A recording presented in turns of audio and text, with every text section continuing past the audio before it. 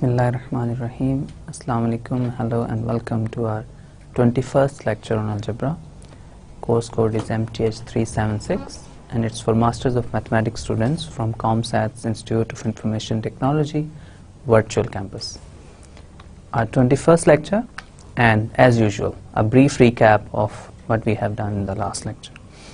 Okay, so last lecture we talked about cyclic groups and abelian groups, so basically their relation, subgroups of cyclic groups, few examples, and then we also talked about subgroups of the set of integers.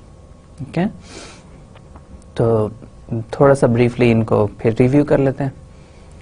Cyclic सब group की हमने बात कर ली और cyclic group की बात कर ली. Cyclic सब ग्रुप क्या है कि अगर आपका ग्रुप है उसमें एक एलिमेंट लें, उससे जो आप सेट जनरेट करेंगे वो हमेशा ग्रुप जी का सब ग्रुप होगा, उसी को हम साइक्लिक सब ग्रुप कहेंगे. फिर साइक्लिक ग्रुप क्या होगा? साइक्लिक ग्रुप ये होगा कि आपके पास अगर ग्रुप पूरा ग्रुप जी सिर्फ एक एलिमेंट से जनरेट हो रहा हो, पूरा का पूरा ग्रुप जी अगर एक एलिमेंट से जनरेट हो रहा हो, तो उस ग्रुप को हम कहेंगे कि ये ग्रुप अब एक साइक्लिक ग्रुप है, क्योंकि ये एक ही एलिमेंट से जनरेट हो रहा है. ठीक है, तो हमने कहा कि साइक्लिक ग्रुप्स क्या है कि अगर वो ग्रुप एक ही एलिमेंट से जनरेट हो रहा हो तो वो ग्रुप साइक्लिक ग्रुप होगा. हर ग्रुप साइक्लिक ग्रुप नहीं होता है, कुछ ग्रुप साइक्लिक होते हैं, कुछ नहीं होते हैं. S3 एक साइक्लिक ग्रुप नहीं है. इसी तरह Sn, कोई भी n बिगर देन और इक्वल टू 3 लेंगे आप तो वो साइक्लिक नहीं होगा. लेकिन बहुत सारे ग्रुप साइक्लिक होते भी हैं, जैसे Zn जो है वो तमाम n greater than equal to 1 let's say और 2 के लिए साइक्लिक है. ओके, तो अब हमने ये कहा कि साइक्लिक ग्रुप्स और अबिलियन ग्रुप्स में आपस में क्या रिलेशन है. तो इनमें बहुत स्ट्रेट फॉरवर्ड सा एक अच्छा सा रिलेशन है.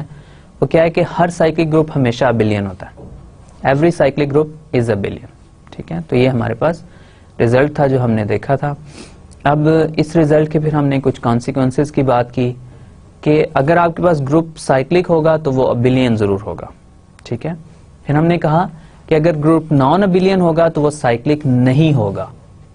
ठीक है, फिर तीसरी बात हमने ये कही कि अगर ग्रुप साइक्लिक नहीं होगा तो हम ये नहीं कह सकते कि वो अबिलियन है या नहीं है, हमें पता नहीं है. हम कुछ होंगे साइक्लिक, कुछ नॉन साइक्लिक ग्रुप्स अबिलियन होंगे, कुछ नहीं होंगे. राइट, तो इसमें हम इसको हम थोड़ा सा डिटेल में लेटर ऑन देखेंगे. ओके, फिर हमने कहा कि फिर इस रिजल्ट को हमने प्रूव किया. प्रूव कैसे किया? आपने कोई सा एक साइक्लिक ग्रुप लिया, उसके ऊपर उसमें से कोई से दो एलिमेंट्स लिए, उनको आपने मल्टीप्लाई किया, G1 को G2 से मल्टीप्लाई किया, तो हमने ये प्रूव कर दिया कि G1 G2 G2 G1 के इक्वल है. तो यही कम्यूटेटिव की डेफिनेशन है कि किसी भी ऑर्डर में मल्टीप्लाई करें एलिमेंट्स को तो आपके पास रिजल्ट सेम आना चाहिए. ओके, फिर हमने कहा कि अगर आपके पास ग्रुप साइक्लिक है तो उसके सब ग्रुप क्या होंगे. अब इसमें बहुत सारे एक से ज्यादा क्वेश्चंस हो सकते हैं. एक इसमें से ये मेन फंडामेंटल क्वेश्चन है कि अगर ग्रुप आपके पास साइक्लिक होगा तो उसके सब ग्रुप साइक्लिक होंगे या नहीं. ओके, तो इस क्वेश्चन का आंसर ऑफ कोर्स यस है कि अगर आपके पास ग्रुप साइक्लिक है तो उसके सब ग्रुप्स भी साइक्लिक होंगे. ओके, अगर आपके पास ग्रुप साइक्लिक है उसके सब ग्रुप्स भी साइक्लिक होंगे. ये बहुत अच्छा रिजल्ट है. इसका प्रूफ हमने आपको नहीं दिया, लेकिन इसका प्रूफ जैसे मैंने आपको लास्ट टाइम भी कहा था कि इसको आपके नोट्स में इंशाल्लाह आपका इसका प्रूफ मिल जाएगा.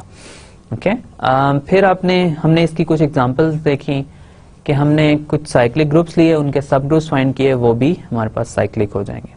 ओके, अब हमारे पास इसके बाद हमने ये बात की कि अगर आपके पास इंटीजर्स का सेट हो या ग्रुप हो, अगर आपके पास इंटीजर्स का ग्रुप हो तो आपके पास उसके सब ग्रुप्स क्या होंगे. अब इंटीजर्स जो है वो एक साइक्लिक ग्रुप है. राइट, इंटीजर्स एक साइक्लिक ग्रुप है. साइक्लिक ग्रुप के सब ग्रुप्स साइक्लिक होते हैं. जब भी आपके पास एक साइक्लिक ग्रुप होगा उसके सब ग्रुप्स हमेशा साइक्लिक होंगे. तो इसका मतलब ये हुआ कि अगर आपने कोई सब ग्रुप फाइंड करना है इंटीजर्स के सेट का तो आपको एक साइक्लिक ग्रुप की तरफ ही जाना होगा. मतलब ये कि आपने कोई एलिमेंट आपने इंटीजर्स में से लेना है, उससे जो सेट जनरेट होगा वही हमेशा सब ग्रुप होगा Z का. इसके अलावा कोई सब ग्रुप Z का नहीं हो सकता. राइट, फिर हमने ये बात की कि अब Z तो आपने ले लिया, Z आपके पास साइक्लिक ग्रुप है, ठीक है, साइक्लिक ग्रुप आपने ले लिया। अब आपने ये देखना है कि इसके सब ग्रुप्स क्या हैं, यही हम देखना चाह रहे हैं। और हमने ये कहा है कि हमें ये रिजल्ट नोन है कि subgroups of cyclic groups are cyclic, subgroups of cyclic group are cyclic, ये हमें पता है। तो Z साइक्लिक है, उसके सब ग्रुप्स भी साइक्लिक होंगे। इसका मतलब है कि अगर H, if H is a subgroup of Z, then H is cyclic, right?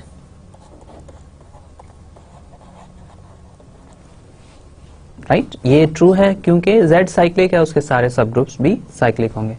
फिर हमने इसमें क्या बात की कि अब H एक साइक्लिक ग्रुप ही होगा हमेशा। अब साइक्लिक ग्रुप्स क्या होते हैं, वो किसी एक एलिमेंट से जनरेट हो रहे हैं। किसके एलिमेंट, Z के एलिमेंट से, राइट। तो इसका मतलब ये हुआ कि H जो है वो हमेशा इस फॉर्म का होगा A टाइम्स Z। A एक इंटीजर है, कोई एक एलिमेंट ले लें आप इंटीजर्स के सेट में से और उसको आप इंटीजर से मल्टीप्लाई करेंगे, राइट। यही डेफिनेशन होती है आपके पास।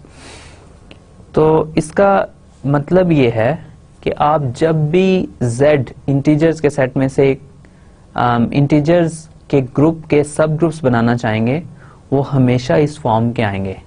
और A हम यहाँ पे A हम नॉन नेगेटिव इंटीजर ले सकते हैं,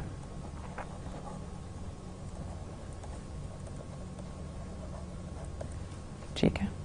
तो आपने, अगर आपसे ही कहा जाए Z आपके पास गिवन है, ग्रुप है, इसके सारे सब ग्रुप्स लिखें, आप ये सिर्फ एक स्टेटमेंट लिखेंगे कि A टाइम्स Z और A नॉन नेगेटिव इंटीजर है, ये इसके सब ग्रुप्स हैं, इसके अलावा कुछ नहीं है।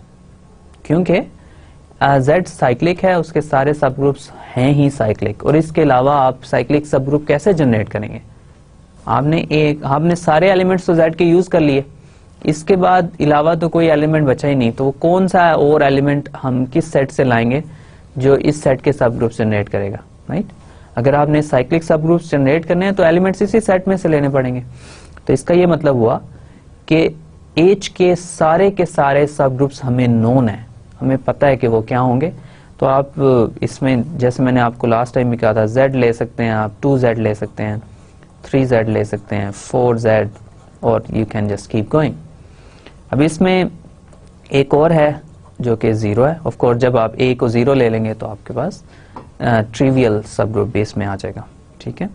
तो इससे इस तरह हम इंटीजर्स के सेट के सारे सब ग्रुप्स हम इस तरह फाइंड कर सकते हैं, ठीक है। ओके, फिर हमने ये बात करना शुरू की, बहुत फंडामेंटल क्वेश्चन हमारे पास अनआंसर्ड है अभी। हम इस क्वेश्चन को पूरी तरह आंसर नहीं कर सकेंगे, लेकिन फिर भी हम जितना एक आंसर हम इसका फाइंड कर सकते हैं उतना हम फाइंड करना चाह रहे हैं। Z आपने ग्रुप लिया, इसके आपने सारे सब ग्रुप्स फाइंड कर लिए। अब मेरा क्वेश्चन ये है, और होपफुली आप भी ये क्वेश्चन कर रहे होंगे, कि मतलब आपके पास कोई ग्रुप है, उसके सब ग्रुप्स क्या होंगे? क्या हम उसके सारे सब ग्रुप्स फाइंड कर सकते हैं? अगर हम उसके सारे सब ग्रुप्स फाइंड नहीं कर सकते, चले क्या हम ये बता सकते हैं कि उसके होंगे कितने सब ग्रुप्स, राइट। मतलब फंडामेंटल क्वेश्चन है। Z हमने लिया, उसके तो सारे सब ग्रुप्स हमें पता चल गए, हमने ऐसे फाइंड कर लिए, ओके। फिर हम ये क्वेश्चन कर रहे हैं, दोबारा रिपीट कर रहा हूं अपने क्वेश्चंस। बहुत सारे क्वेश्चंस हैं इसमें, लेकिन कुछ ये फंडामेंटल क्वेश्चन है। पहला ये है कि एक हमारे पास कोई सा ग्रुप है, उसके क्या हम सारे सब ग्रुप्स फाइंड कर सकते हैं? हमें पता चल सकता है कि सारे सब ग्रुप्स इसके क्या हैं। सेकंड क्वेश्चन मैं इसमें ये कर सकता हूं कि अगर मेरे पास एक ग्रुप है G, तो उसके सब ग्रुप्स होंगे कितने? ये सेकंड क्वेश्चन है। थर्ड क्वेश्चन मैं ये कर सकता हूं, चलें ग्रुप G इन जनरल है, चलें शायद मुझे ना बताओ इन क्वेश्चन का आंसर, मुश्किल हो या कोई लेंथी आंसर हो, चले मैं इसको थोड़ा रिस्ट्रिक्ट करता हूं। अगर मेरे पास G एक फाइनाइट ग्रुप है, only small number of elements हैं, उसमें n एलिमेंट्स हैं, उसके सारे सब ग्रुप्स क्या होंगे और वो कितने होंगे? क्या मैं ये फाइंड कर सकता हूं?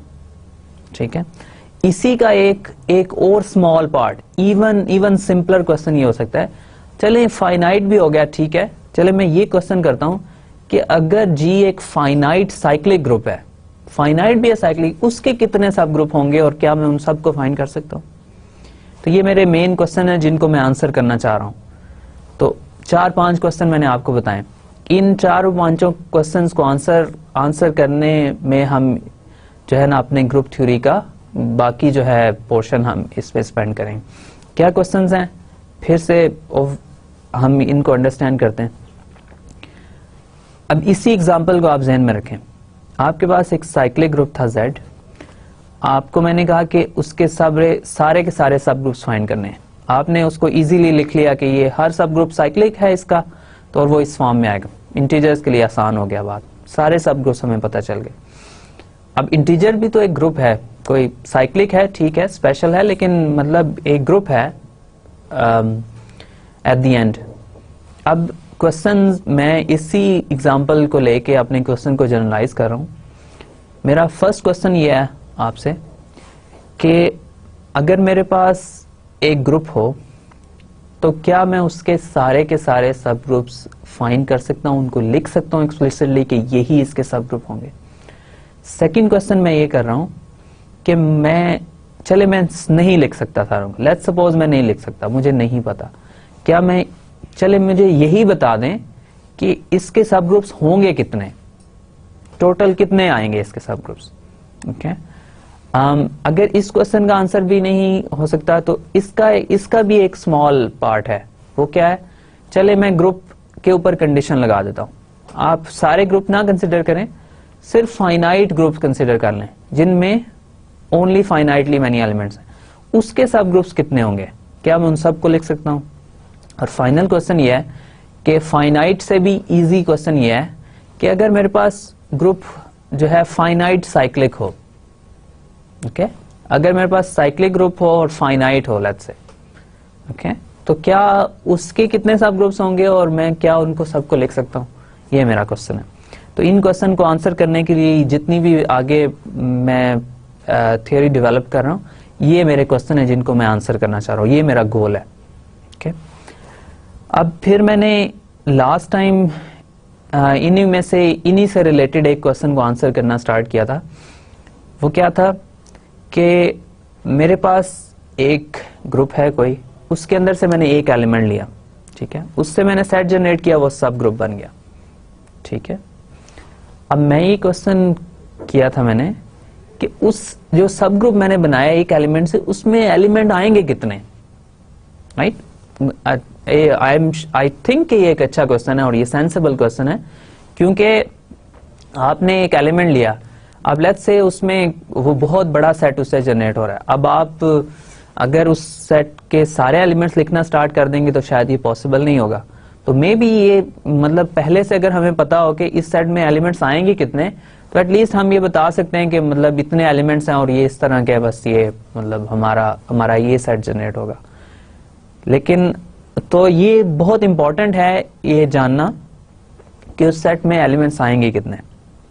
ओके, फिर ये क्वेश्चन अगर मैं आंसर करूं तो ये मुझे हेल्प कर सकता है बाकी क्वेश्चन को आंसर करने में। वो कैसे, अगर मुझे पता हो कि एक एलिमेंट मैंने ले लिया है, उससे जो सेट जनरेट हो रहा है उसमें लेट्स से 10 एलिमेंट्स आ रहे हैं और ग्रुप टोटल में जो है वो लेट्स से 15 एलिमेंट्स हैं। अब 10 एलिमेंट्स तो एक सब ग्रुप में ऑलरेडी आ चुके हैं, तो इसका मतलब है दूसरा अगर कोई एलिमेंट लूंगा तो उसमें बाकी 5 एलिमेंट्स आएंगे ना, ये 10 तो नहीं आएंगे, राइट। सो आइडेंटिटी एलिमेंट आएगा, दोनों में कॉमन होगा, लेकिन इसके अलावा जो एलिमेंट्स हैं वो कॉमन नहीं होंगे, राइट। तो मतलब 10 का एक सब ग्रुप बना लिया, 5 का एक सब ग्रुप बना लिया, तो मे बी मेरा ये क्वेश्चन हो कि इन दो के अलावा कोई नॉन ट्रिवियल सब ग्रुप्स नहीं होंगे। मैं ये नहीं कह रहा कि ये ट्रू है, लेकिन शायद इस तरह की कोई स्ट्रेटेजी बन सकती हो कि मैं अपने जो मैं क्वेश्चंस किए हैं उनको मैं आंसर कर सकूं, राइट। तो अब हमारे पास Z एक ग्रुप है, उसके सारे ग्रुप्स हमें नोन है, बाकी सब जो ग्रुप्स हैं उनके सब ग्रुप्स कैसे फाइंड करेंगे, राइट। तो ये हमारा क्वेश्चन। इसके लिए मैंने ये क्या डिफाइन करना स्टार्ट किया था, मैंने आपको बताया था कि अगर कोई ग्रुप है उसमें आप एलिमेंट्स ले रहे हैं, किसी ग्रुप में से एलिमेंट्स ले रहे हैं, राइट। तो आपने ग्रुप G लिया, ठीक है, उसमें से एलिमेंट्स लेने स्टार्ट किए, ठीक है, कोई एलिमेंट ले लिया A ग्रुप में से। मैंने ये क्वेश्चन किया था कि इस ग्रुप का ऑर्डर क्या होगा, ये डेफिनेशन मैंने आपको दी थी कि इस एलिमेंट का ऑर्डर क्या होगा, सॉरी इस एलिमेंट ए का ऑर्डर क्या होगा। उसके लिए मैंने आपको ये डेफिनेशन दी थी कि मैं ये कह रहा हूं कि अगर ग्रुप ए जी में से मैं कोई एक एलिमेंट ले रहा हूं, उसका मैं ऑर्डर इस तरह डिफाइन करूंगा कि वो सबसे छोटा इंटीजर, स्मॉलेस्ट पॉजिटिव इंटीजर, सबसे छोटा इंटीजर मैंने फाइंड करना है जिसके लिए a to the power n 1 है। ठीक है, ये डेफिनेशन है, प्रिसाइज डेफिनेशन। लेकिन इसको लेट्स से बहुत आसान अल्फाज में अगर हमने देखना हो, ये इसके ऊपर हम डिस्कशन थोड़ी पहले भी कर चुके हैं। ग्रुप जी है, उसके ऊपर ऑपरेशन में मल्टीप्लिकेशन ले रहा हूं। ठीक है, मैं ये a to the power n is equal to 1 को लिखने का मतलब ये है कि a times a times a times a up to so on times a, मतलब ये n टाइम्स मैं इसको मल्टीप्लाई कर रहा हूं। ठीक है, यही कर रहा हूं ना, a to the power n का यही मतलब होता है। 2 टू द पावर 2 का मतलब होता है 2 टाइम्स 2, 2 टू द पावर 3 का मतलब है 2 times 2 times 2, right. So a to the power n का मतलब है a को मैं n टाइम्स मल्टीप्लाई कर रहा हूं। अब अगर मैं ऑर्डर फाइंड करना चाह रहा हूं तो बेसिकली मैं ये क्वेश्चन पूछ रहा हूं कि मैं a को कितनी बार मल्टीप्लाई करूं कि मेरे पास आंसर आइडेंटिटी आ जाए। ओके, मल्टीप्लिकेशन का ऑपरेशन है, a को मैं कितनी बार मल्टीप्लाई करूं कि मेरे पास आंसर आइडेंटिटी आ जाए। ओके, ये मेरा क्वेश्चन है। ओके, फिर इसमें मेरा ये क्वेश्चन हो सकता है, अगर मेरे पास एडिशन का ऑपरेशन है तो एडिशन के केस में एडिशन की आइडेंटिटी होगी ऑफ कोर्स 0, और मेरा क्वेश्चन ये होगा कि मैं a को कितनी बार ऐड करूं, a को मैं कितनी बार ऐड करूं कि मेरे पास आंसर आइडेंटिटी आ जाए। और इसी तरह कोई और बाइनरी ऑपरेशन होगा तो उस बाइनरी ऑपरेशन के की सेंस में मैं बात करूंगा। ठीक है, तो मेरा क्वेश्चन ये है, क्वेश्चन होपफुली आपको मतलब इसकी डेफिनेशन क्लियर होगी कि हमने सिर्फ वो n फाइंड करना है जितनी टाइम्स हमें मल्टीप्लाई करना पड़ेगा a को कि हमारे पास आइडेंटिटी आ जाए। ठीक है, और वो n जो है वो हमने सबसे स्मॉल, ये पॉसिबल है कि एक से ज्यादा के लिए आए, तो हमने वो स्मॉल सबसे छोटा उनमें से लेना। अब इसकी एग्जांपल्स लास्ट टाइम भी कुछ की थी, इसकी एग्जांपल मजीद कुछ कंटिन्यू करते हैं। लास्ट टाइम वाली ये एग्जांपल बहुत इंटरेस्टिंग है, इसी को मैं दोबारा एक दफा देख के फिर मैं इसको डिफरेंट एग्जांपल्स भी आपको देता हूँ। ओके, सो आर क्रॉस जो है उसको अंडर मल्टीप्लिकेशन ले रहा हूं मैं, इसके एलिमेंट्स का मैंने ऑर्डर फाइंड करना है। ठीक है, एलिमेंट्स को ले लेते हैं 1 बाय 1। 0 इसमें नहीं है, 1 फर्स्ट एलिमेंट है इसका, तो हमने ऑर्डर फाइंड करना है 1 का। 1 को मैं कितनी बार मल्टीप्लाई करूं कि 1 आ जाए। 1 को 1 टाइम्स मल्टीप्लाई करेंगे तो 1 आएगा, 1 को 2 टाइम्स मल्टीप्लाई करेंगे तो 1 आएगा, 1 को 3 टाइम्स मल्टीप्लाई करेंगे 1 आएगा। इन सब के लिए 1 आ रहा है, राइट। तो n 1 हो सकता है, 2 हो सकता है, 3 हो सकता है, 4 5 6 जो भी आप लें, लेकिन हमने इसमें से क्या लेना है, सबसे छोटा स्मॉलेस्ट लेना है। ओके, तो इनमें इन सब में से स्मॉल क्या है, 1 है। 1 को 1 टाइम्स ऐड करें आइडेंटिटी आ जाएगा, 2 टाइम्स भी करेंगे लेकिन वो 1 उससे छोटा है, हमने स्मॉलेस्ट ले लेना उनमें से। ठीक है, फिर ऑर्डर 1 का 1 है। फिर मैं इसमें बात करता हूं -1 का क्या ऑर्डर होगा। अब -1 को मैं 1 टाइम्स ऐड करूं तो 1 तो नहीं आता, -1 1 के इक्वल नहीं है। ठीक है, और -1 को -1 से मल्टीप्लाई करूं तो 1 आ जाएगा। इसका मतलब ये हुआ कि -1 को अगर मैं 2 टाइम्स मल्टीप्लाई करूं तो 1 आता है, तो इसका ऑर्डर क्या होगा, 2 होगा। 2 टाइम्स मल्टीप्लाई करना पड़ा। ओके, अब -1 का इससे इसके अलावा कोई ऑर्डर हो सकता है। वेल, -1 को अगर मैं 4 टाइम्स मल्टीप्लाई करूं तो भी तो मेरे पास 1 आता है, लेकिन 2 स्टिल 4 से स्मॉल है, राइट। तो हमने सबसे स्मॉल लेना है एलिमेंट, सबसे स्मॉल। ओके, तो -1 का ऑर्डर 2 है, 1 का ऑर्डर 1 है। ओके, इसके अलावा बाकी एलिमेंट्स का क्या ऑर्डर है। बाकी एलिमेंट्स लेट्स से मैं लेता हूं जी ऑर्डर ऑफ 2 मैं फाइंड करना चाह रहा हूं। 2 भी रियल नंबर्स का एक एलिमेंट है, राइट। तो 2 को मैं कितनी बार मल्टीप्लाई करूं कि मेरे पास 1 आ जाए। राइट, बहुत ऑकवर्ड सा क्वेश्चन लग रहा है कि 2 को मैं मल्टीप्लाई करता जाऊं मेरे पास 1 आ जाए। तो यही इसमें मेन बात है कि 2 को 2 टाइम्स मल्टीप्लाई करेंगे 4 आ जाएगा, फिर 8 आ सकता है, 16, 32, 1 नहीं आ सकता। 2 को ही 2 से मल्टीप्लाई करना, राइट, किसी और एलिमेंट से नहीं मल्टीप्लाई कर सकते। तो मैं 2 को जितनी भी बार मल्टीप्लाई करूं 1 नहीं मेरे पास आ सकता। फिर लास्ट टाइम मैंने बताया था आपको कि अगर ये कंडीशन हो कि आपको एलिमेंट को मल्टीप्लाई करते रहें तो आपके पास आइडेंटिटी कभी ना आए, तो हम कहते हैं कि इस एलिमेंट का जो ऑर्डर है वो फाइनाइट नहीं है, इन्फिनिटी है। ठीक है, तो ये आपके पास इसमें मेन जो है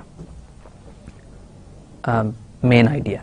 ठीक है, अब इसमें मैं मजीद अगर एक आध एग्जांपल करके आपको थोड़ा सा इसमें मजीद हम आगे चलते हैं।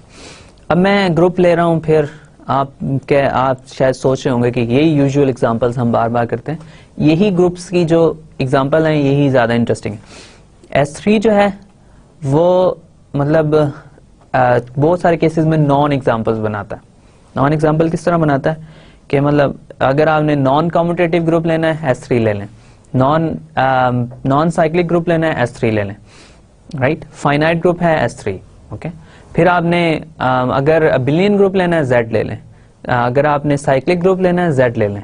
इसी तरह ये मतलब ये बहुत स्टैंडर्ड एग्जांपल्स हैं, यही बार बार आपको बुक्स में भी मिलेंगी और यही हम इसीलिए बार बार इनको रिपीट कर रहे हैं। मैं ये नहीं कह रहा कि इनके अलावा बाकी एग्जांपल्स आप नहीं ले सकते, ऑफ कोर्स ले सकते हैं, लेकिन इन एग्जांपल से हम यूज्ड हो चुके हैं, राइट।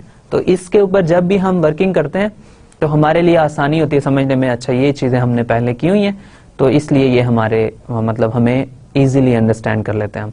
ऑफ कोर्स आप कोई भी और ग्रुप लेके इसकी एग्जांपल जरूर ट्राई कीजिएगा, बल्कि आपको जब आपके क्विजेज आएंगे, आपके असाइनमेंट्स आएंगी, सेशनल्स आएंगे, तो इन एग्जांपल्स की कम बात होगी, दूसरी एग्जांपल्स की बात होगी, उन ग्रुप्स की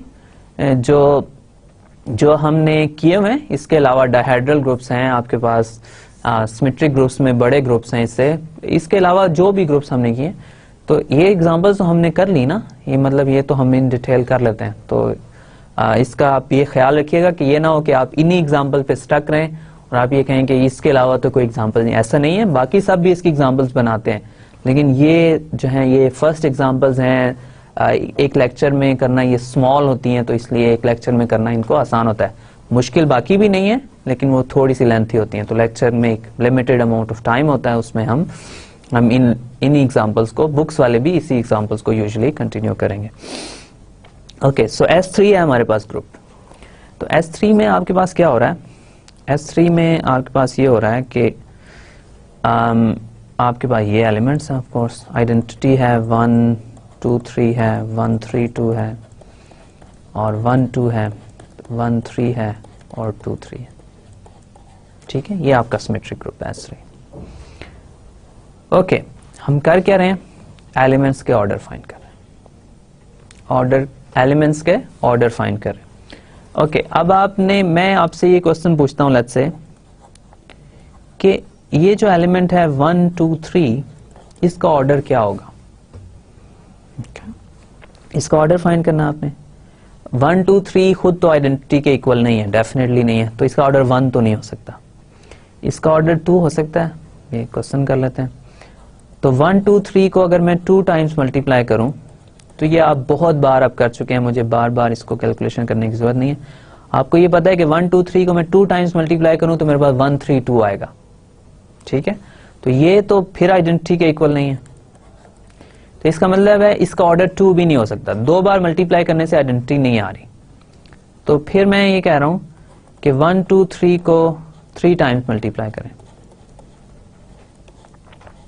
तो अगर आप, फिर हमने ये देखा हुआ है कि 1 2 3 को अगर आप 3 टाइम्स मल्टीप्लाई करेंगे तो आपके पास आइडेंटिटी आएगा। तो इसका मतलब ये हुआ कि इसका ऑर्डर 3 है। इसको 3 टाइम्स मैंने मल्टीप्लाई किया था, तो मेरे पास जो है आइडेंटिटी आया।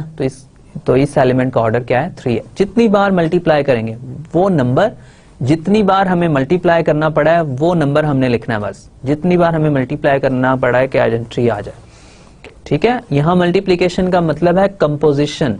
ठीक है, जो भी बाइनरी ऑपरेशन सेट का होगा वही यूज करेंगे। ये बार बार मैं रिपीट करता हूं क्योंकि आपको कंफ्यूजन जो है अब नहीं होनी चाहिए। अब हमने बहुत बार इन चीजों को कर लिया कि ये कंफ्यूजन अब बिल्कुल रिमूव हो जानी चाहिए कि हम मल्टीप्लिकेशन मैं कहता रहूं, एडिशन कहता रहूं, जो भी कहूं, लेकिन आप इसका मुराद वही है कि जो भी सेट के ऊपर बाइनरी ऑपरेशन है, ओके, तो सेट के ऊपर जो भी बाइनरी ऑपरेशन है वही यूज करेंगे। आप बाहर से कोई मल्टीप्लिकेशन डिफाइन नहीं कर सकते हो सेट के ऊपर, राइट।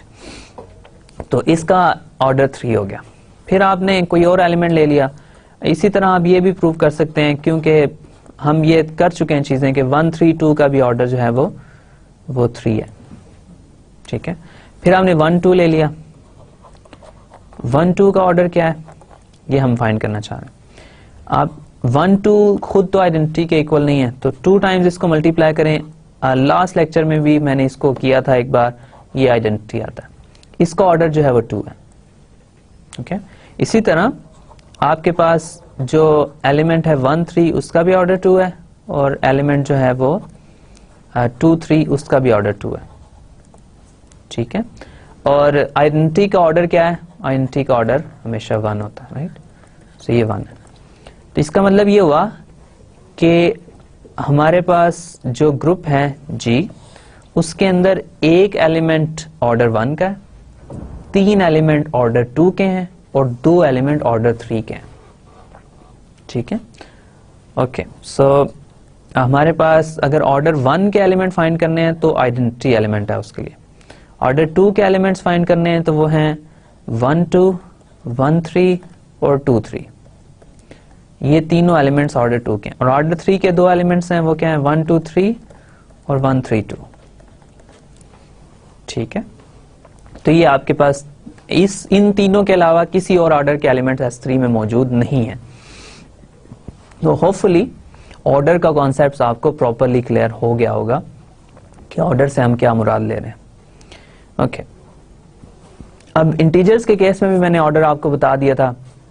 इंटीजर्स के केस में आइडेंटिटी 0 का ऑर्डर 1 है, बाकी सब एलिमेंट्स का ऑर्डर इन्फिनिटी है। कोई सा भी और एलिमेंट ले लें नॉन जीरो, उसको आप जितनी मर्जी टाइम ऐड करते रहें आपके पास 0 नहीं आएगा, राइट। 1 को आप 100 टाइम्स 10,000 10 मिलियन टाइम्स ऐड कर लें, आपके पास एलिमेंट बढ़ता जाएगा, 0 की तरफ वापस कभी भी नहीं आएगा।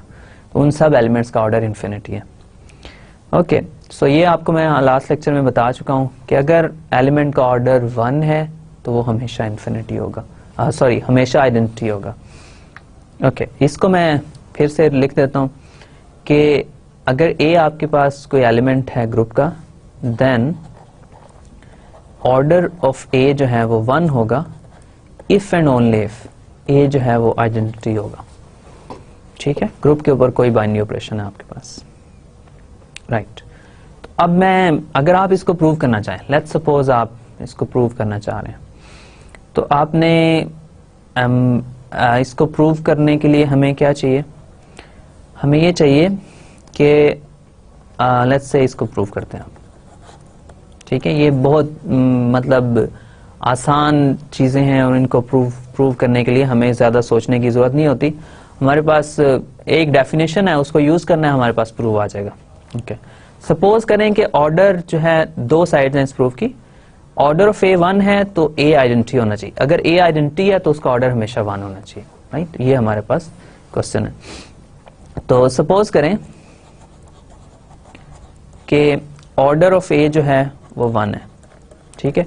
अब G के ऊपर कोई बाइनरी ऑपरेशन भी लेना पड़ेगा, तो वो मैं लेट्स से स्टार कह देता हूँ इस बार, आपको कंफ्यूजन ना हो कि बाइनरी ऑपरेशन मल्टीप्लिकेशन हम यूज कर रहे हैं, आइडेंटिटी 1 है और ये वो, इस तरह की कंफ्यूजन को अवॉइड करने के लिए मैंने स्टार एक बाइनरी ऑपरेशन डिफाइन कर दिया और उसकी आइडेंटिटी है E, ठीक है।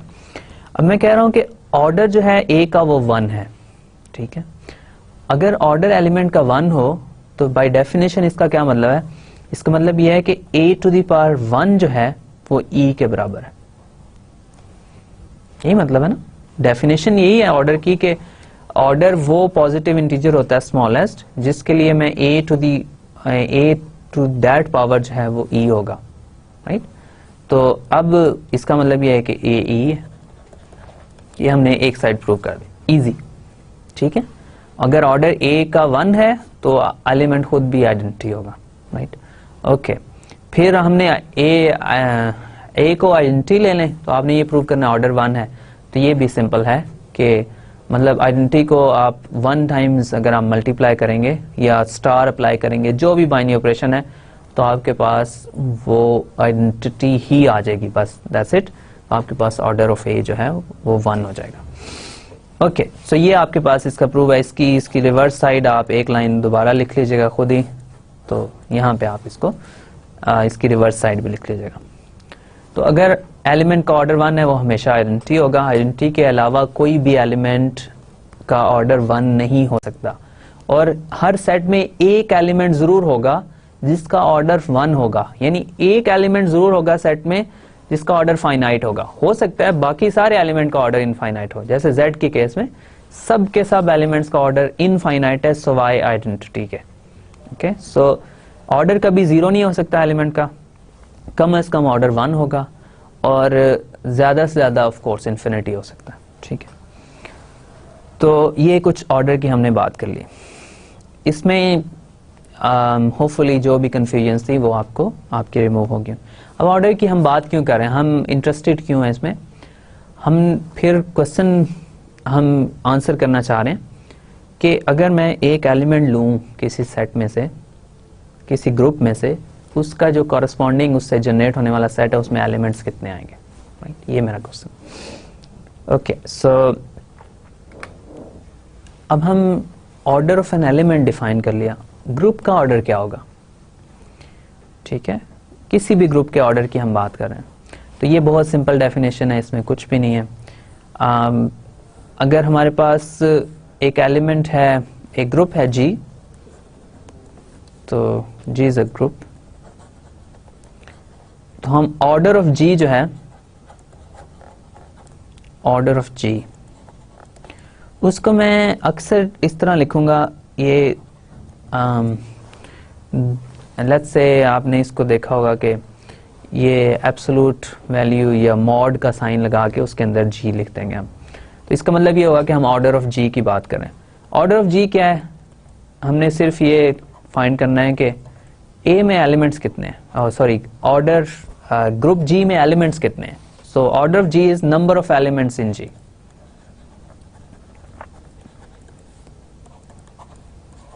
ठीक है, अब मतलब इसमें इस डेफिनेशन में इसके अलावा कोई ऐसी कॉम्प्लेक्स चीज नहीं है। तो अगर आपके पास सेट फाइनाइट होगा तो उसका एक फाइनाइट ऑर्डर होगा। अगर सेट में एलिमेंट्स इन्फिनिटली मैनी है, बहुत सारे एलिमेंट्स हैं जिनका हमें पता नहीं कितने हैं, तो उस ग्रुप का ऑर्डर ऑफ कोर्स इन्फिनिटी होगा। जैसे आपने जैसे Z3 का ऑर्डर फाइंड करना है, तो आपके पास इसमें 3 एलिमेंट्स हैं, इसका ऑर्डर Z3 का 3 है। फिर आपने लेट्स से Z5 का ऑर्डर फाइंड करना है और 4 का करना है जो भी, तो आपके पास इसका ऑर्डर 5 है। इन जनरल और Zn का ऑर्डर क्या है? n है। ठीक है, इसी तरह अगर आपने S3 का ऑर्डर आप लिखना चाह रहे हैं, तो उसमें कितने एलिमेंट्स आएंगे? उसमें 6 एलिमेंट्स आएंगे। लेकिन A3 जो है इसका अल्टरनेटिंग सब ग्रुप, उसमें 3 एलिमेंट्स आएंगे, राइट? इसी तरह आप कर सकते हैं। और Sn में इन जनरल इसका ऑर्डर जो है वो n फैक्टोरियल होता है। ठीक है, फिर आपने अगर आपके पास Z हो, अब Z में कितने एलिमेंट्स हैं? Z तो एक बहुत बड़ा सेट है, इसमें इनफाइनाइटली मैनी एलिमेंट्स हैं। ऑफ कोर्स हम इसके ऑर्डर की बात नहीं कर सकते, इसका ऑर्डर इन्फिनिटी है। ठीक है, इसमें Z का जो ऑर्डर है वो इन्फिनिटी है। इसी तरह R का ऑर्डर इन्फिनिटी है, और बहुत सारे इनफाइनाइट ऑर्डर के आपके पास ग्रुप्स हैं। तो लेट्स से R क्रॉस है, वो भी इन्फिनिटी ऑर्डर का है, और Q जो है वो भी इन्फिनिटी का है, राइट? इसमें मैंने बाइनरी ऑपरेशन कहीं नहीं दिया, आपको पता होना चाहिए कि इस बाइनरी ऑपरेशन की बात हो रही है। ठीक है, राइट, सो ये क्रॉस है यहाँ पे, राइट? सो ये ऑर्डर ऑफ द ग्रुप हो गया। Okay, so order of group में मैं मेनली इंटरेस्टेड नहीं था, मैं मेनली इंटरेस्टेड इस चीज़ में हूँ कि वो जो एलिमेंट मैं जनरेट कर रहा हूँ, जो मेरा एलिमेंट जनरेट कर रहा है ग्रुप को या किसी सब ग्रुप को, वो उस सब ग्रुप में कितने एलिमेंट आएंगे। अब ग्रुप मेरे पास ऑलरेडी गिवन है, तो अगर वो फाइनाइट ग्रुप है तो उसके तो मैं एलिमेंट्स फाइंड कर सकता हूँ कि इस ग्रुप में कितने एलिमेंट्स आएंगे। तो मतलब इसका वो एलिमेंट से क्या रिलेशन है? वो अगर मेरे पास सिर्फ एलिमेंट नोन हो और मुझे ये कहा जाए ये ग्रुप है, ये एलिमेंट है, इससे जनरेट होने वाला जो एलिमेंट है ना, सेट है वो सब ग्रुप बनेगा, ये मुझे पता है, लेकिन उसमें एलिमेंट्स कितने आएंगे, सब ग्रुप्स बनाने की जरूरत नहीं है हमें, अभी हम ये देख लेंगे कि उसमें एलिमेंट्स कितने आएंगे। ओके, तो इसी को हम अभी देखते हैं। ओके, सो अब रिलेशन, जैसे मैं बात कर रहा हूँ कि रिलेशन हमारे पास क्या है, एक एलिमेंट लिया ग्रुप में से, उसका जो ऑर्डर है उसमें और जो सेट हमने जनरेट किया उस एलिमेंट से, उन दोनों में आपस में क्या रिलेशन है। ओके, अब साइक्लिक सब ग्रुप मैंने यहाँ लिखा है कि ऑर्डर ऑफ अ साइक्लिक सब ग्रुप, मैंने एक एलिमेंट लिया ग्रुप में से, उससे जो मैं सेट जनरेट करूंगा वो जो ग्रुप बनेगा वो हमेशा साइक्लिक सब ग्रुप, उसी को हम साइक्लिक सब ग्रुप कहते हैं। तो एक एलिमेंट से जनरेट होने वाला जो सब ग्रुप है उसको साइक्लिक सब ग्रुप कहते हैं। अब ये हमारे पास बहुत नाइस फैक्ट है इफ यू लाइक, कि जो ऑर्डर, लेट्स से हमारे पास एक ग्रुप है जी हमारे पास एक ग्रुप है, ठीक है, उसमें से मैं एक एलिमेंट लेता हूँ ए, ठीक है, तो ये हमारे पास बहुत वेल नोन फैक्ट ये नोन है कि अगर आप ए का ऑर्डर लें, ए का ऑर्डर और ए से जनरेट होने वाला जो सेट है उसका ऑर्डर, ये दोनों सेम होते हैं। ओके, सो ये होपफुली फर्स्ट साइट में ये आपको इसकी क्लियर होगी कि ये हम मतलब क्या कहना चाह रहे हैं। ऑर्डर ऑफ एन एलिमेंट मैंने ये डिफाइन किया कि कितनी बार मैं ए को मल्टीप्लाई करूं, लेट्स से मल्टीप्लिकेशन का ऑपरेशन है ग्रुप के ऊपर, कितनी बार मैं ए को मल्टीप्लाई करूं कि मेरे पास आइडेंटिटी आए, ठीक है। इसी को मैं कह रहा हूं कि अब ए से जो मैं सेट जनरेट कर सकता हूं, राइट, पावर्स ऑफ ए, और उसमें जितनी भी ऑल पॉसिबल इंटीजर पावर्स जितनी भी आप लेंगे, उससे जो सेट जनरेट करूंगा ए से, उसका ऑर्डर यानी उसमें जितने एलिमेंट्स आएंगे वो और ए का ऑर्डर ये दोनों सेम है, राइट। अब इसका मतलब ये है कि जब भी आपको कोई एलिमेंट दिया जाए ग्रुप का, उसका अगर आप ऑर्डर फाइंड कर लें तो स्ट्रेट अवे आपको ये पता चल जाएगा कि जो इससे सेट जनरेट होगा उसमें एलिमेंट्स कितने आएंगे। तो आपको ये सेट को जनरेट करने की जरूरत नहीं है कि मतलब पहले सेट जनरेट करें और फिर उसके बाद आप फाइंड करें कि इसमें एलिमेंट्स कितने आ रहे हैं।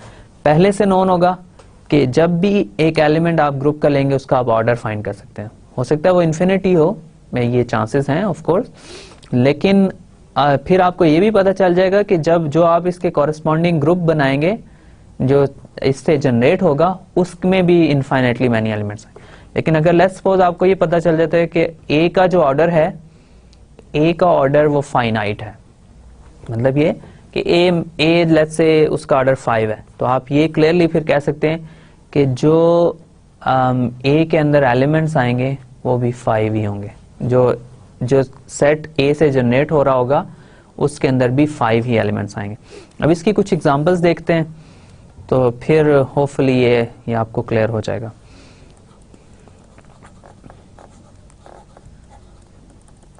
राइट, इसकी एग्जांपल्स में मैं क्या कर सकता हूँ, इसकी एग्जांपल्स में मैं ये कर सकता हूँ कि फर्स्ट केस में मैं ये ले लेता हूँ कि मेरे पास एक सेट है, लेट्स से Zn की फर्स्ट बात करते हैं, तो Zn में कोई सेट ले लें, Z4 है मेरे पास, नॉट 1 2 और 3, ठीक है।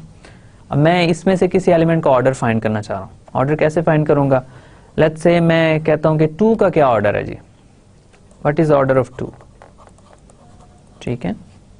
2 का ऑर्डर मैं फाइंड करना चाह रहा हूं, कैसे फाइंड करूंगा, वेल मैंने कितनी बार मैं 2 को ऐड करूं मॉड्यूलो 4 कि मेरे पास 0 आ जाए, ये मेरा क्वेश्चन है।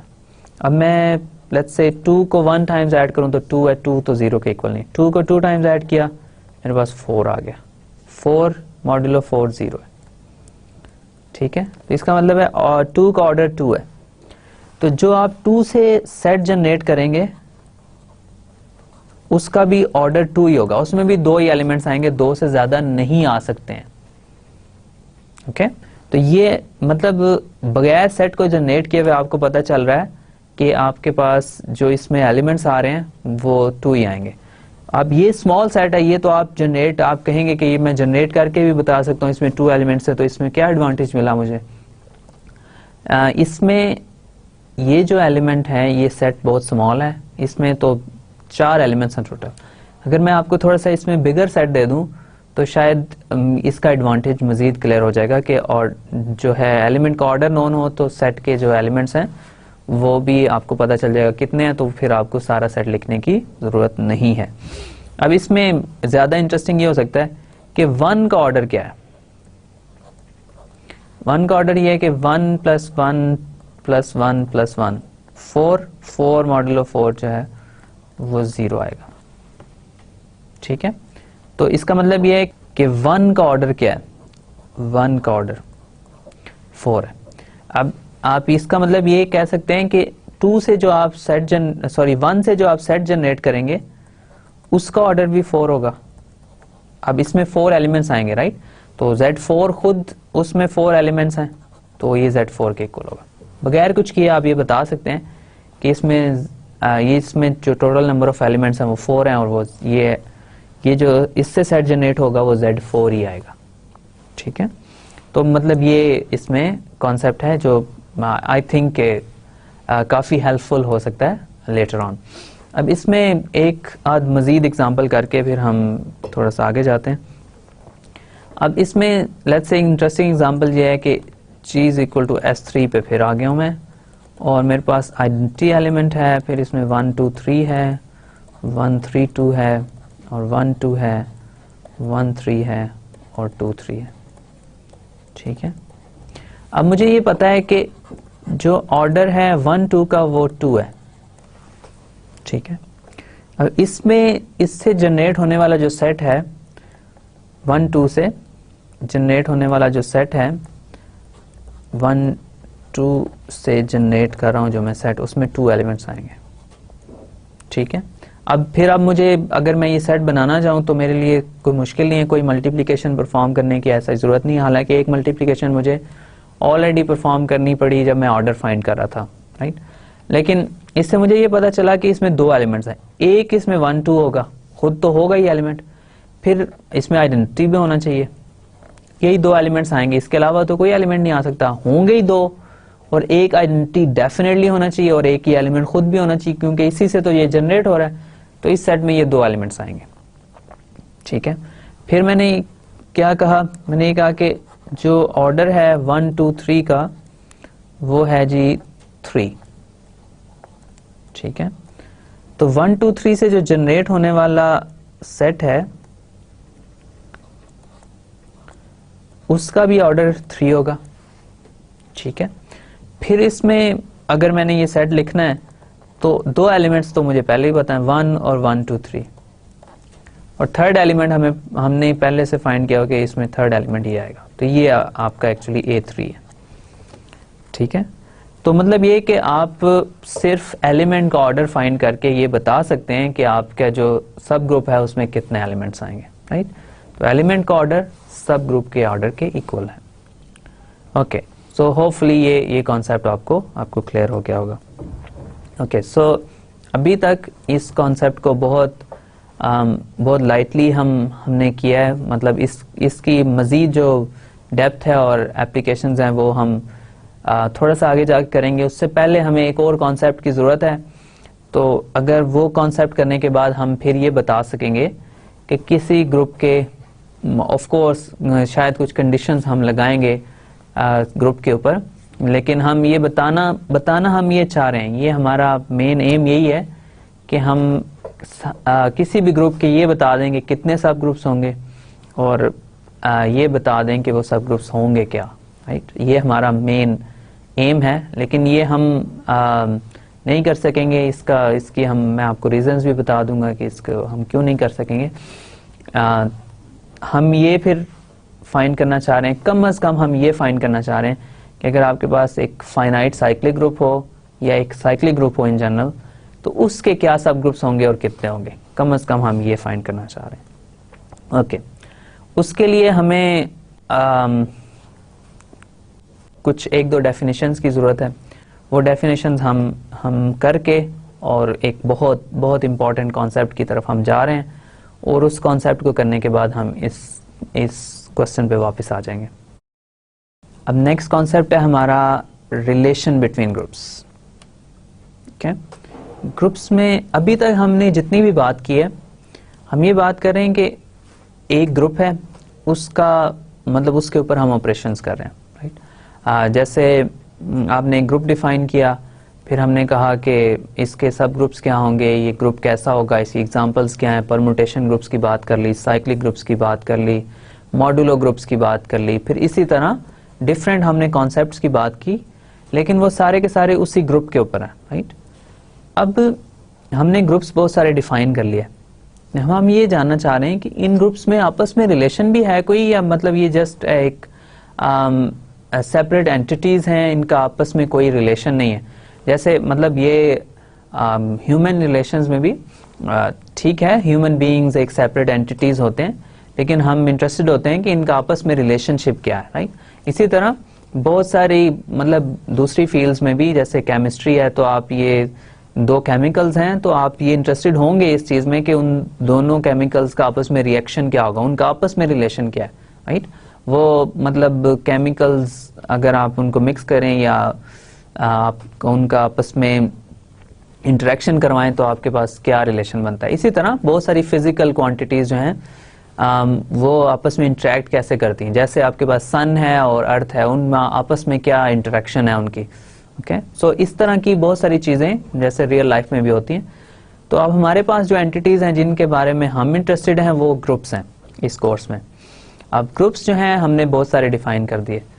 अब एक क्वेश्चन शायद आपके माइंड में हो कि अब ये सारे ग्रुप्स क्या डिफरेंट ग्रुप्स हैं जो हमने डिफाइन किए हैं, या इनमें से ऐसा भी हो रहा है कि हमने दो ग्रुप्स लिखे हुए हैं, वो हैं दोनों एक ही, लेकिन मतलब उनके डिफरेंट तौर पे हमने एलिमेंट्स के लिखे हुए हैं।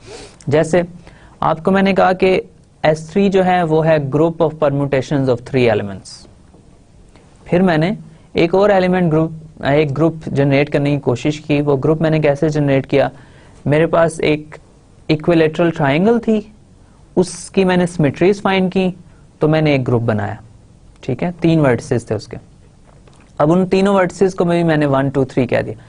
अब ये भी पॉसिबल है कि मैं उन वर्टिसेस को A B C कह दूं, फिर मेरे पास जो ग्रुप इन द एंड आएगा वो डिफरेंट लगेगा उस ग्रुप से जो मैंने group of permutations of 3 element से जनरेट किया था, राइट। तो अब ये दो ग्रुप लगते डिफरेंट हैं, लेकिन जैसे मैंने आपको बताया कि ये दोनों सेम ग्रुप्स हैं, क्योंकि जो S3 के एलिमेंट्स हैं उनमें भी वही रिलेशंस हैं जो जिसको मैंने D6 कहा था या D3 कहा था, जो भी आप नोटेशन आपको पसंद हो। तो आपने D6 और S3 को हमने कहा ये सेम है, लेकिन आप वर्टिसेस को चेंज करके देखें।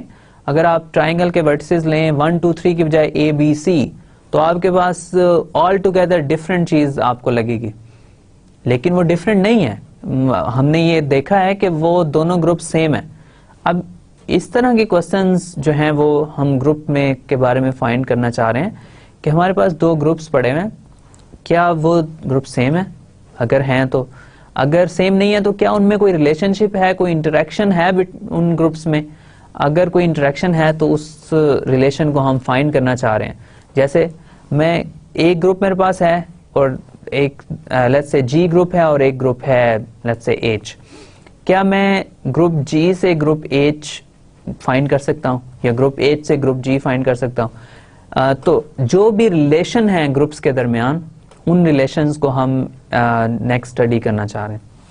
अब रिलेशन एक मैथमेटिक्स टर्म में अगर आप लेना चाहें तो रिलेशन को आप मैथमेटिक्स की टर्म में क्या कहेंगे? 2 सेट्स के दरमियान में एक रिलेशन आप बनाना चाह रहे हैं, राइट। अब रिलेशन में फंक्शन की बात हम ऑलरेडी कर चुके हैं, बाइनरी ऑपरेशन की बात भी कर चुके हैं, राइट। तो अब रिलेशन क्या है? एक सेट से या एक ग्रुप से दूसरे ग्रुप पे जाना है, राइट। मेरे पास 2 ग्रुप्स हैं, लेट्स से G1 है और G2 दूसरा ग्रुप है।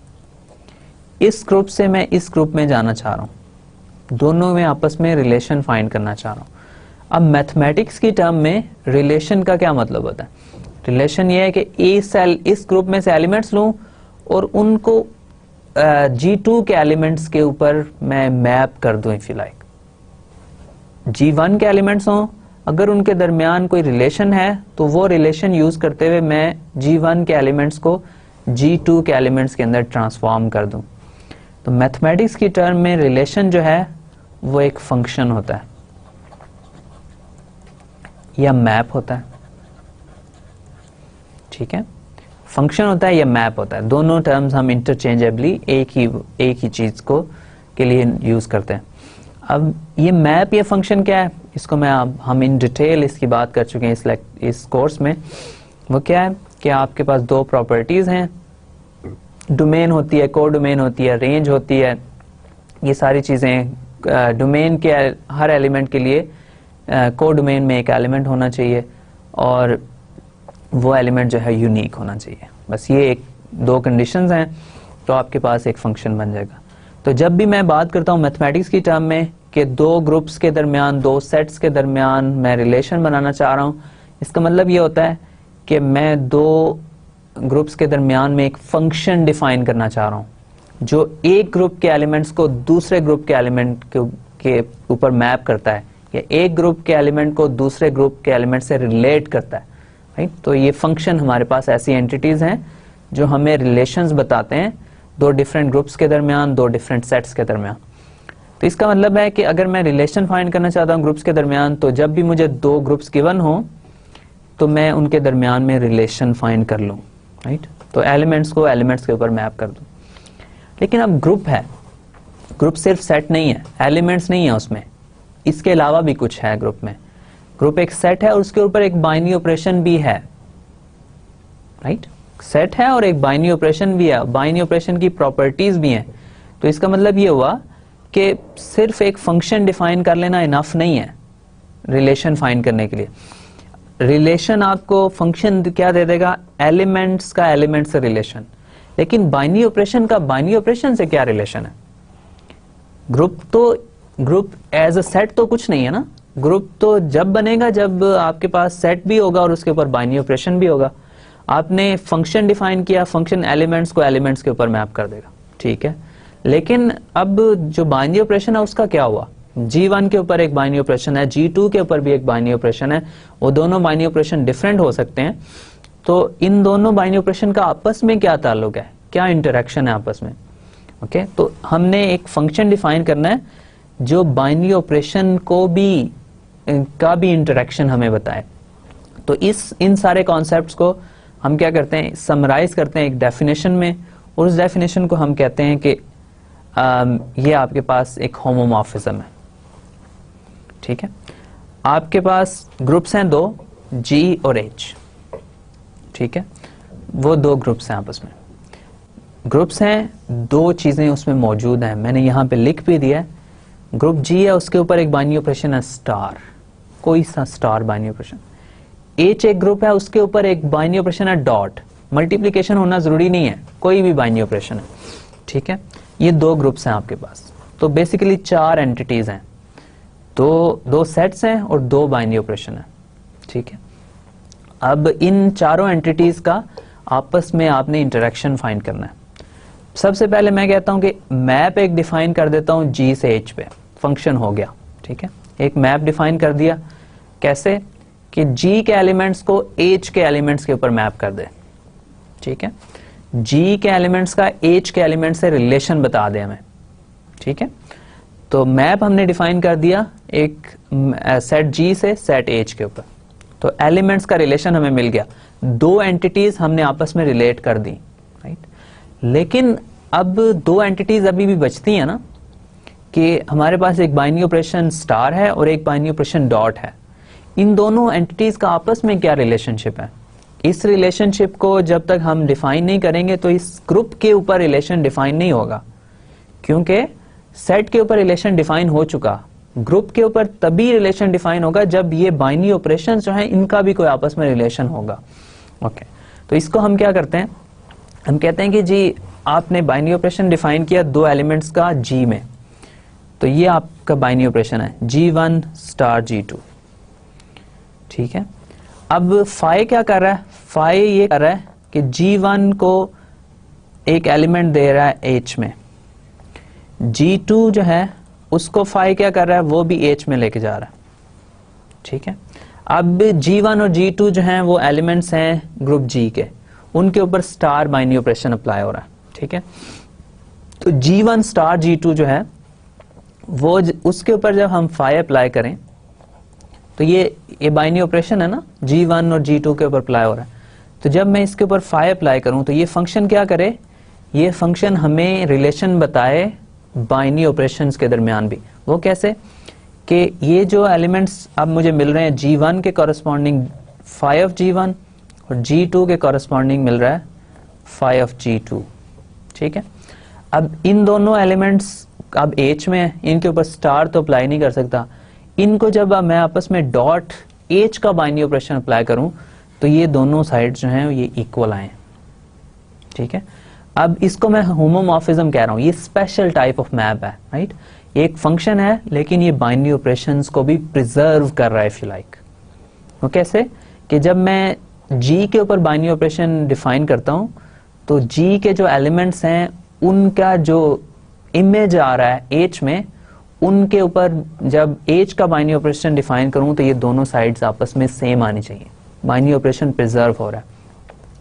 तो मतलब ये हम कहना ये चाह रहे हैं, जो हम थोड़ी देर में इसको मजीद फॉर्मल करेंगे, कि हमारे पास दो ग्रुप्स हैं G और H, उनके अंदर कुछ बाइनरी ऑपरेशन भी डिफाइन हुए हैं। ठीक है, स्टार और डॉट। ठीक है, G और H के एलिमेंट्स का आपस में रिलेशन होना चाहिए। ठीक है, हम कुछ देर में ये कहेंगे कि G और H सेम कब होंगे। राइट, तो G और H का एलिमेंट्स आपस में रिलेटेड होने चाहिए, यानी वो आपस में सेम होने चाहिए किसी सेंस में। और फिर हम ये कहेंगे कि बाइनरी ऑपरेशन भी सेम होना चाहिए। राइट, अब बाइनरी ऑपरेशन सेम होना चाहिए, फिर अगेन कोई किसी सेंस में एग्जैक्टली सेम ना हो लेकिन उसकी प्रॉपर्टीज सेम हो। राइट, तो मतलब इसको हम इन डिटेल थोड़ी देर में देखते हैं। तो फाई एक होमोमॉर्फिज्म होगा अगर वो G और H के एलिमेंट्स को आपस में रिलेट कर दे और G और H के जो होमोमॉर्फिज्म है उनको आपस में रिलेट करे। Right, so phi of G1 cross star G2 जो है phi of G1 dot phi of G2 के इक्वल होना चाहिए। ठीक है, तो ये कंडीशन आपको बाइनरी ऑपरेशन के ऊपर बता रही है कि ये आपस में रिलेटेड है, और फर्स्ट कंडीशन आपको ये बता रही है कि जो मैप आपने बना दिया है ये अब एलिमेंट्स को आपस में रिलेट करें। अब इसको क्लियर करने के लिए इसकी कुछ एग्जांपल्स चाहिए होंगी हमें, तो एग्जांपल्स हम कुछ मैप्स की करते हैं। ओके, सो हम इजियर ग्रुप से स्टार्ट करते हैं। आपके पास Z एक ग्रुप है। ठीक है, फिर हमने एक ग्रुप लिया था लेट्स से 2Z।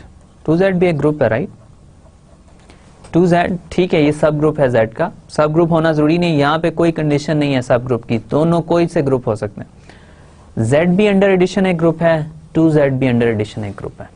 ठीक है, इन दोनों ग्रुप्स के ऊपर क्या मैं कोई मैप डिफाइन कर सकता हूँ? कोशिश करते हैं। फाई मैं डिफाइन करता हूँ Z से 2Z के ऊपर। ठीक है, ये फाई क्या कर रहा है, ये एलिमेंट ले रहा है Z में से कोई फाई ऑफ n, और उसको क्या कर रहा है, उसको मैंने इस Z का जो एलिमेंट है उसको मैंने लेके जाना 2Z में।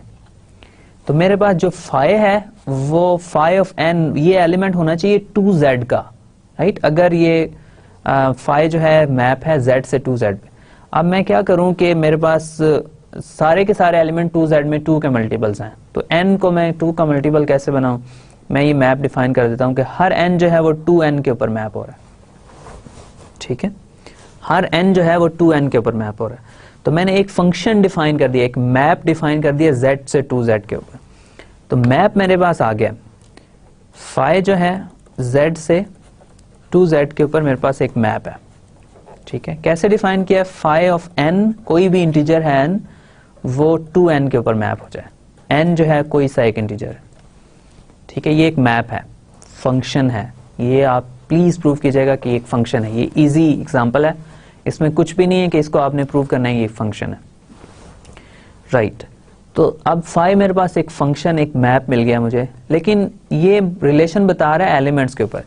इसका मतलब ये हुआ कि 1 अगर मैं यहाँ लूँ तो वो 2 पे मैप हो रहा है, 2 लूँ तो 4 पे चला जाएगा, 4 लूँ तो लेट्स से 8 पे चला जाएगा, और इसी तरह सारे एलिमेंट्स। 0 कहाँ पे जाएगा? 0 0 पे जाएगा, फिर और किधर और कौन से एलिमेंट्स है, -1 जो है वो -2 पे जाए।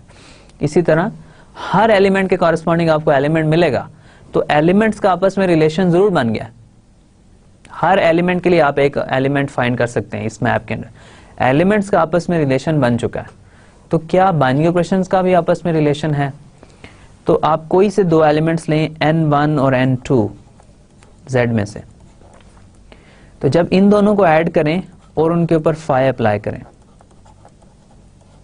तो n1 प्लस n2 एक और एलिमेंट है z का, n1 इंटीजर है, n2 भी इंटीजर है, दोनों का सम भी इंटीजर होगा, राइट। तो आपके पास phi of n1 plus n2 जो है वो आ जाएगा 2 times n1 plus n2, right. जो भी इंटीजर लेंगे फाई क्या करेगा, उसको 2 से मल्टीप्लाई कर देगा, बस इसके अलावा फाई ने कुछ नहीं करना, ये इसका मेन पर्पज है। तो अब इसको थोड़ा सा ओपन कर सकते हैं आप, तो कह सकते हैं 2n1 प्लस 2n2 के इक्वल है ये, ठीक है। अब अगर आप फाई ऑफ n1 करेंगे तो वो हो जाएगा 2n1, फाई ऑफ n2 करेंगे तो आपके पास हो जाएगा 2n2। तो इसका मतलब ये है कि ये जो 2n1 है इसको आप लिख सकते हैं फाई ऑफ n1, और 2n2 को लिख सकते हैं फाई ऑफ n2। तो आपने क्या प्रूव कर दिया कि phi of n1 plus n2 जो है वो इक्वल है phi of n1 plus phi of n2, ठीक है। अब n1 और n2 इंटीजर्स के एलिमेंट्स हैं, ठीक है। इनके कॉरेस्पॉन्डिंग फाई ऑफ n1 जो है ये 2z का एलिमेंट है, फाई ऑफ n2 भी 2z का एलिमेंट है, ओके। अब यहां पे ये जो एडिशन है ये z की है, राइट, और ये वाली जो एडिशन है ये 2z की है। दोनों सेम एडिशंस हैं, आई एग्री, दोनों सेम एडिशंस हैं, लेकिन ये बाइनरी ऑपरेशन z और 2z के हैं रिस्पेक्टिवली। तो ये दोनों ऑपरेशंस जो हैं, ये दोनों बाइनरी ऑपरेशंस जो हैं ये सेम है, मतलब इनके अंडर जो आंसर आ रहे हैं वो सेम आ रहे हैं। तो ये बाइनरी ऑपरेशन जो हैं वो भी आपस में रिलेटेड हैं, ठीक है। एलिमेंट्स भी आपस में रिलेटेड हैं, बाइनरी ऑपरेशंस भी आपस में रिलेटेड हैं। तो यही मेन हम चीज करना चाह रहे थे कि हम एक मैप डिफाइन करना चाह रहे थे ग्रुप 1 से ग्रुप 2 पे, जिसमें एलिमेंट्स भी आपस में रिलेटेड हों और जिसमें बाइनरी ऑपरेशंस भी आपस में रिलेटेड हों, ओके। अब एक मैप और मैं डिफाइन करूंगा, फिर उसके बाद इंशाल्लाह हम इसको डिस्कशन को थोड़ा सा क्लोज करेंगे, राइट। अब हमारे पास लेट्स से आप मैप ले रहे हैं फाई, और फाई के अंदर आपने ये करना है कि मैप ले लें लेट्स से आप मे बी आर से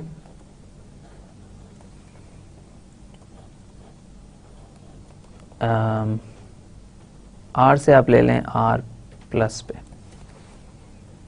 ठीक है, और यहां पे मैं ले लेता हूं आर क्रॉस। अब आर क्रॉस और आर प्लस ही हैं, आर क्रॉस अंडर मल्टीप्लिकेशन है और आर प्लस जो है वो भी अंडर मल्टीप्लिकेशन है। तो सबसे पहला क्वेश्चन तो ये, क्या ये दोनों ग्रुप्स हैं? Well R cross definitely group है, आर प्लस ग्रुप है। वेल इसमें सिर्फ पॉजिटिव इन रियल नंबर्स आ रहे हैं सारे, और पॉजिटिव रियल नंबर्स जो हैं उनका इन्वर्स आपने फाइंड करना है। तो inverse of positive real numbers वो भी पॉजिटिव ही होगा, तो हमें कोई प्रॉब्लम नहीं होगी इसमें सारे पॉजिटिव रियल नंबर्स आ रहे हैं। अब मैं इस मैप डिफाइन करना चाह रहा हूँ इन दोनों के दरमियान, ओके। अब यहाँ पे फर्स्ट वाले सेट में आपके पास एलिमेंट्स आ रहे हैं, आर क्रॉस में आपके पास एलिमेंट्स आ रहे हैं, कौन से? आपके पास आ रहे हैं फाई ऑफ, इसमें बहुत सारे ज़्यादा रियल नंबर्स हैं, इफ़ यू लाइक, बहुत वेग स्टेटमेंट है ये, और अगर मैथमेटिक्स का कोई ज़्यादा जानने वाला होगा तो वो इस पे एतराज़ भी करेगा, लेकिन हम ये कह रहे हैं कि आर क्रॉस के अंदर बहुत थोड़े से ज़्यादा एलिमेंट्स हैं आर प्लस के अंदर, लेकिन आर क्रॉस के अंदर भी इनफाइनेटली मैनी एलिमेंट्स हैं, आर प्लस के अंदर भी इनफाइनेटली मैनी एलिमेंट्स हैं। तो ये इसकी इतनी सेंस नहीं बनती स्टेटमेंट की, लेकिन हमने एक एलिमेंट लेना है आर क्रॉस में से और उसको मैप करना है मैंने आर प्लस में से। अब मैं इसको कैसे मैप करूं? अब इसमें नेगेटिव नंबर्स भी मौजूद हैं आर क्रॉस में, आर प्लस में कोई नेगेटिव नंबर नहीं है, तो इसको मैं कैसे मैप करूं कि हर एलिमेंट के कॉरस्पॉन्डिंग मुझे एक पॉजिटिव नंबर ही मिले। ओके, इसके एक से ज्यादा वेज हैं, लेकिन एक मैं ये कर सकता हूं कि फाई ऑफ एक्स को मैं एक्स स्क्वायर कर दूं। मुझे मैप डिफाइन करना है आर क्रॉस, यानी सारे नॉन जीरो रियल नंबर से पॉजिटिव रियल नंबर पे। तो इसका मतलब ये हुआ कि मैं नेगेटिव तो मेरा आंसर नहीं आ सकता ना, अगर नेगेटिव आएगा तो मैप डिफाइन ही नहीं होगा। फंक्शंस की बहुत सारी प्रॉपर्टीज आपको पता है, ये आपने बहुत डिटेल में किया मैं। तो फाई ऑफ एक्स जो है वो एक्स स्क्वायर के इक्वल मैं अगर कर देता हूँ, ये एक मैप मैंने डिफाइन किया, ठीक है। अब इन दोनों के ऊपर बाइनरी ऑपरेशन जो है वो मल्टीप्लिकेशन है, वो डिफाइंड है, आपको पता है कैसे डिफाइन होती है। अब ये मैप है, ये फंक्शन है, ये आपने चेक किया कैलकुलस में, हम ये एग्जांपल बार बार करते हैं, ये फंक्शन है, ठीक है। अब ये फंक्शन मैंने डिफाइन कर दिया, इस फंक्शन को मैं ये चेक करना चाह रहा हूँ सबसे पहले तो क्या ये एलिमेंट्स को एलिमेंट्स से रिलेट कर रहा है। ऑफ कोर्स ये कर रहा है। क्या आपने ये कोई सा एलिमेंट लेंगे, लेट्स से 2 लेंगे तो इसके करस्पॉन्डिंग आपके पास 4 आ जाएगा इस मैप के अंदर। आपने 1/2 लिया तो आपके पास 1/4 आ जाएगा, राइट। इसी तरह आपने लेट्स से -5 लिया तो आपके पास 25 आ जाएगा। सब negative positive fractions whole numbers सब के लिए आपके पास एक स्क्वायर एग्जिस्ट करता है, ये प्रॉब्लम नहीं है हमें। हर एलिमेंट रिलेट हो रहा है किसी और एलिमेंट से आर प्लस के अंदर। ओके, सो एलिमेंट्स का रिलेशन आपस में मैंने डिफाइन कर दिया। अब मैं ये चेक करना चाह रहा हूं कि क्या ये बाइनरी ऑपरेशन जो है इन दोनों के मल्टीप्लिकेशन वो भी डिफाइंड है कि नहीं। तो इसके लिए मैंने क्या करना है, 2 एलिमेंट्स लेने x1 और x2 आर क्रॉस में से, इसमें डॉट बाइनरी ऑपरेशन, राइट। तो x1 को x2 से अगर मैं मल्टीप्लाई करूं तो मेरे पास आ जाएगा x1 x2, राइट। सो x1 x2 को अगर मैं उसके ऊपर 5 अप्लाई करूं मेरे पास आ जाएगा x1 x2 स्क्वायर, ठीक है। अब इसको मैं लिख सकता हूं x1 square times x2 square, right. और फिर वही बात जो हमने लास्ट टाइम की थी, ये 5 ऑफ x1 और 5 ऑफ x2। तो एलिमेंट्स आपस में रिलेटेड हैं, बाइनरी ऑपरेशन आपस में रिलेटेड हैं, तो ये मैप जो है ये होमोमॉर्फिज्म है, राइट। ओके, अभी 2 एग्जांपल्स मैंने किए हैं, दोनों बहुत ट्रिवियल एग्जांपल्स हैं, बहुत आसान एग्जांपल है। बाइनरी ऑपरेशन सेम है, सेट्स भी ऑलमोस्ट सेम थे, राइट। नेक्स्ट टाइम हम होमोमॉर्फिज्म को दोबारा एक बार देखेंगे, डेफिनेशन भी, और फिर हम बहुत सी इसकी नॉन ट्रिवियल एग्जांपल्स करेंगे और आपको फिर ये क्लियर होगा कि बाइनरी ऑपरेशन आपस में रिलेटेड होने का क्या मतलब है। तो इसको हम इंशाल्लाह नेक्स्ट लेक्चर में इन डिटेल करेंगे। तो अभी मैं इस डिस्कशन को क्लोज करता हूं अपनी आज की, और आप एक लेक्चर को समराइज करके हम इंशाल्लाह बाकी टॉपिक्स जो हैं वो फिर नेक्स्ट लेक्चर में कंटिन्यू करेंगे, राइट। तो आज के लेक्चर में हमने क्या किया, हमने स्टार्ट किया मेन डिस्कशन जो है आज के लेक्चर की एलिमेंट के ऑर्डर के साथ। एलिमेंट का ऑर्डर हमने क्या किया, मल्टीप्लिकेशन का बाइनरी ऑपरेशन है, ग्रुप आपके पास G है, उसमें कोई एक एलिमेंट ले लें आप A, उसके ऑर्डर से मैंने क्या मुराद ली, उसका ऑर्डर ये होगा कि सिंपल लैंग्वेज में क्वेश्चन मेरा ये है, कितनी बार मैं एलिमेंट को मल्टीप्लाई करूं कि मेरे पास आइडेंटिटी एलिमेंट आ जाए। A को मैं कितनी बार मल्टीप्लाई करूं कि मेरे पास आइडेंटिटी आ जाए, और उनमें से सबसे स्मॉल मैंने n चूज करना है। लेट्स से मैंने A को 5 टाइम्स मल्टीप्लाई किया तो मेरे पास 1 आ गया। अब 5 अगर स्मॉलेस्ट ऐसा नंबर है, मतलब ये कि अगर 5 टाइम्स में मल्टीप्लाई करूं 1 आए तो हमारे पास 5 ऑर्डर होगा। अगर 5 से छोटा कोई नंबर ना हो जिसके लिए मैं उतने टाइम्स मल्टीप्लाई करूं तो 1 आ जाए, राइट। तो मेरे पास मैंने ऑर्डर एलिमेंट का डिफाइन किया, इसको हमने डिटेल में देखा कि एलिमेंट्स का ऑर्डर डिफरेंट सेट्स में क्या होगा। फिर हमने ये कहा कि ग्रुप का ऑर्डर क्या होगा। ग्रुप का ऑर्डर को हमने सिंपल वर्ड्स में डिफाइन किया, वो क्या था कि आपके पास एक ग्रुप है, उसका ऑर्डर फाइंड करना चाह रहे हैं, जस्ट ये काउंट करें कि ग्रुप में एलिमेंट्स कितने हैं, राइट। तो ये सिंपल। फिर हमने कहा कि साइक्लिक सब ग्रुप जो होते हैं ग्रुप के, उनका ऑर्डर क्या होगा। फिर हमने ये कहा कि आप एलिमेंट्स ले लें ग्रुप में से, उसी से आपने सेट जनरेट करना है तो साइक्लिक सब ग्रुप बनेगा ना। तो उस एलिमेंट का आप ऑर्डर फाइंड कर लें तो आपको ये पता चल जाएगा कि उसके कॉरेस्पॉन्डिंग जो ग्रुप बनेगा, सब ग्रुप बनेगा, उसका ऑर्डर क्या होगा। हमने ये कहा कि अगर आपके पास एलिमेंट का ऑर्डर नोन हो तो आपको ये पता चल जाएगा कि साइक्लिक सब ग्रुप का ऑर्डर क्या होगा। तो ऑर्डर ऑफ ए जो है वो साइक्लिक सब ग्रुप के ऑर्डर के इक्वल होगा। ये आपने नेक्स्ट बात की हमने। फिर हमने ये कहा कि अब ग्रुप्स के ऊपर हमने बात कर ली, ग्रुप्स की जो प्रॉपर्टीज थी, जो हमें उसके एग्जांपल्स हमने देखी, सब ग्रुप्स की बात की, तो जो भी चीज़ थी हमने ग्रुप से रिलेटेड उसकी बात की। फिर हमने कहा कि अब दो ग्रुप्स हैं, एक नहीं है दो ग्रुप्स हैं, दो डिफरेंट ग्रुप्स हैं, उनका आपस में रिलेशन क्या होगा, उस रिलेशन को हमने स्टडी करने के लिए फिर हमने एक नया कॉन्सेप्ट डिफाइन करने की कोशिश की, उसको हमने होमोमॉर्फिज्म कहा। होमोमॉर्फिज्म बहुत आसान अल्फाज में, इसको हम दोबारा भी करेंगे नेक्स्ट लेक्चर में। आसान अल्फाज में क्या है, दो ग्रुप्स हैं, उनके अंदर एलिमेंट्स हैं और बाइनरी ऑपरेशंस हैं। एक ऐसा मैप डिफाइन करना है जो आपको एलिमेंट्स ऑफ ग्रुप्स के दरमियान भी रिलेशन बताए और बाइनरी ऑपरेशंस के दरमियान भी आपस में रिलेशन बताए, राइट। तो ये हमारे पास होमोमॉर्फिज्म की अभी तक सिंपल प्रिसाइज डेफिनेशन है। हम इंशाल्लाह नेक्स्ट लेक्चर में इसी होमोमॉर्फिज्म के कॉन्सेप्ट को आगे लेके चलेंगे और इसी से बहुत इंटरेस्टिंग चीज़ें आपके सामने आएंगी और होपफुली आपको पसंद आएंगी जो हम इससे होमोमॉर्फिज्म से हम रिजल्ट्स डिड्यूस करेंगे। और जो क्वेश्चन मैं आपसे पूछ चुका हूँ इस लेक्चर में, उन क्वेश्चन को आंसर भी हमने करना है, right. Okay, so thank you very much for your time and attention and hopefully I'll see you in the next lecture. Thank you very much.